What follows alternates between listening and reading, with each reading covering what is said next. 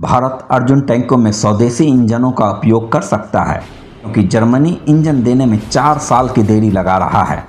नई दिल्ली। भारत अब अर्जुन Mk1A टैंकों के लिए एक स्वदेशी इंडिजीनियस पावर प्लांट करने की योजना बना रहा है क्योंकि स्वदेशी टैंकों को पावर देने के लिए इस्तेमाल किए जाने वाले जर्मन इंजनों में लगभग 4 साल की देरी होने की संभावना है। रक्षा सूत्रों ने ANI को बताया कि जर्मन इंजन निर्माताओं ने सूचित किया है कि उन्हें भारतीय सेना द्वारा मुख्य रूप से रेगिस्तानी क्षेत्रों में तैनाती के लिए उपयोग किए जाने वाले अर्जुन Mk1A टैंकों द्वारा उपयोग किए जाने वाले इंजनों के उत्पादन को फिर से शुरू करने के लिए 48 महीने की आवश्यकता होगी। उन्होंने कहा कि संबंधित एजेंसियां अब स्वदेशी इंजन विकसित करने के लिए परियोजना में देरी की अवधि का उपयोग करने की कोशिश कर रही है, जिसका उपयोग अर्जुन Mk1A को पावर देने के लिए किया जा सकता है। कुछ इंजन पहले से ही विकसित किए जा चुके हैं जो एजेंसियों के पास है और इसका उपयोग रक्षा मंत्रालय द्वारा दिए गए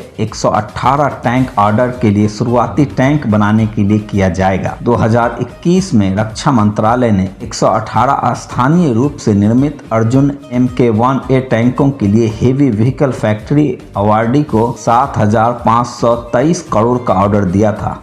जर्मनी ने इंजनों की आपूर्ति में देरी के कारण लाइट टैंक विकसित करने के लिए भारतीय योजना को थोड़ी देरी का सामना करना पड़ सकता है, जिससे लार्सन एंड टोब्रो और रक्षा अनुसंधान और विकास संगठन DRDO को अमेरिकी कमिंस इंजन लेने के लिए मजबूर होना पड़ा। अधिकारियों ने कहा संबंधित भारतीय एजेंसियों ने पहले से ही भविष्य के मुख्य युद्धक टैंक के लिए एक इंजन विकसित करने पर काम शुरू कर दिया है। उसी इंजन का उपयोग अर्जुन Mk1A परियोजना के लिए किया जा सकता है, लेकिन इसमें कुछ संशोधनों और बदलावों की आवश्यकता होगी। अर्जुन Mk1A वर्तमान में सेना सेवा में मौजूद अर्जुन Mk1 मुख्य युद्धक टैंक MBT का उन्नत संस्करण है। माना जा रहा है कि नया टैंक मौजूदा वेरिएंट की तुलना में 72 अपग्रेड के साथ आएगा, जिसमें 14 प्रमुख अपग्रेड होगा। टैंक की लिथैलिटी, मोबिलिटी एंड सर्वाइवेबिलिटी को बेहतर करने की योजना बनाई गई है।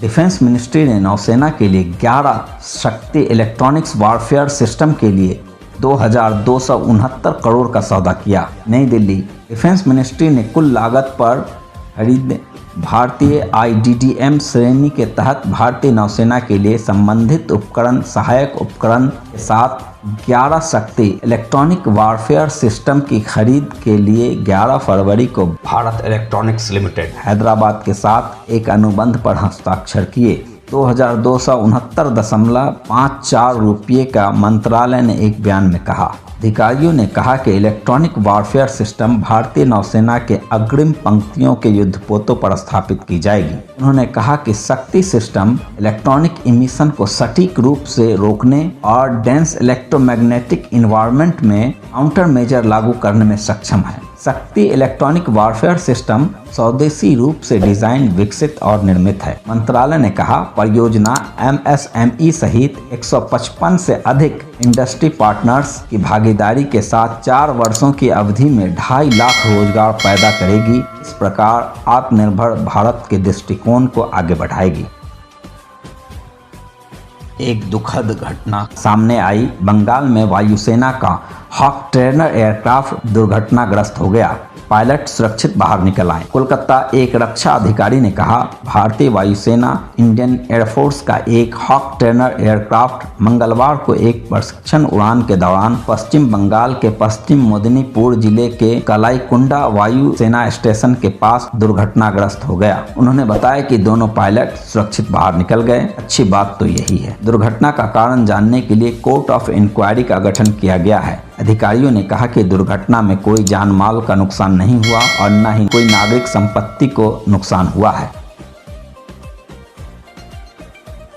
कल्याणी स्टील लिमिटेड ने टाइटेनियम मेटल और एरोस्पेस कंपोनेंट मैन्युफैक्चरिंग संयंत्र स्थापित करने के लिए 26,000 करोड़ निवेश करने का प्रस्ताव रखा है। भुवनेश्वर कल्याणी स्टील लिमिटेड ने ओडिशा के ढेंकनाल जिले के गजमरा में टाइटेनियम मेटल और एरोस्पेस कंपोनेंट मैन्युफैक्चरिंग और इंटीग्रेटेड एडवांस स्पेशलिटी स्टील और ऑटोमोटिव कंपोनेंट मैन्युफैक्चरिंग कॉम्प्लेक्स स्थापित करने के लिए 26,000 करोड़ का निवेश करने का प्रस्ताव दिया है, एक अधिकारी ने मंगलवार को कहा। मुख्य सचिव पीके जैना ने यहां मीडिया कर्मी को जानकारी देते हुए कहा कि राज्य मंत्रिमंडल ने सोमवार शाम को इकाई के लिए एक विशेष प्रोत्साहन को मंजूरी दे दी, क्योंकि यह ओडिशा में पहला एरोस्पेस और डिफेंस मैन्युफैक्चरिंग कॉम्प्लेक्स बनने जा रहा है। मुख्य सचिव ने कहा कि स्थानीय ITI और पॉलिटेक्निक के सहयोग से हाई एंड हाई स्किल वाली नौकरियों की आवश्यकताओं को पूरा किया जाएगा।